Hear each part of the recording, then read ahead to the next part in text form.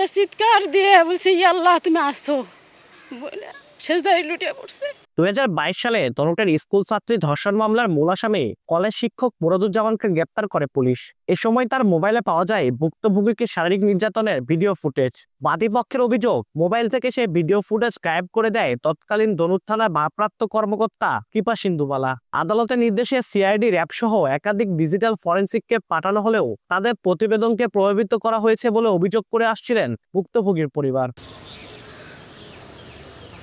তবে গত 3 জানুয়ারি নিয়ম বহির্ভূতভাবে মামলার আলামত ওই মোবাইল সেটটি অন্যত্র পাঠানোর স্বীকারোক্তিমূলক কল রেকর্ড ফাঁস করে সময় সংবাদ।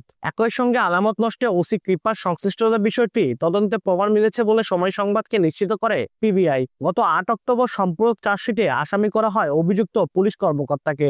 আসামিদের দ্রুত গ্রেপ্তার করে বিচার নিশ্চিতের দাবি ভুক্তভোগীর পরিবারের। এই আলামত ধ্বংসকারীর জন্য দৃষ্টান্তমূলক শাস্তি আমি দাবি করতেছি, দৃষ্টান্তমূলক শাস্তি। আর কোনো কৃপা সিন্ধুবালা যেন বাংলার জমিন আর জন্ম হতে না পারে। কৃপা সিন্ধুবালা একজন ক্ষমতাধর ব্যক্তি ছিলেন, তো ক্ষমতার বদল হলেও তার প্রভাব বা ওই সমস্ত ব্যক্তিগুলোর প্রভাব এখন কমে নাই। এটা একটা দৃষ্টান্ত হয়ে থাকবে বাংলাদেশে যে আইনের রক্ষক সে যদি অপরাধীকে বাঁচানোর জন্য চেষ্টা করে তাহলে মানুষের আর যাওয়ার জায়গা থাকবে না, মানুষ বিচার পাবে না। সেইটা হলো আমার মনে হয় এটা একটা ভালো উদাহরণ হলো, দৃষ্টান্ত হলো। চার্জশিটে কালক্ষেপণ হলেও দ্রুত বিচার কাজ শেষ হবে বলে আশা পুলিশ ও রাষ্ট্রপক্ষের আইনজীবীর। পিবিআই তদন্তে এটাই আমরা নিশ্চিত করেছি যে শতভাগ নিরপেক্ষতা, স্বচ্ছতা বজায় রেখে অপরাধী যেই হোক তার বিরুদ্ধে আমরা চার্জশিট আদালতে দাখিল করেছি।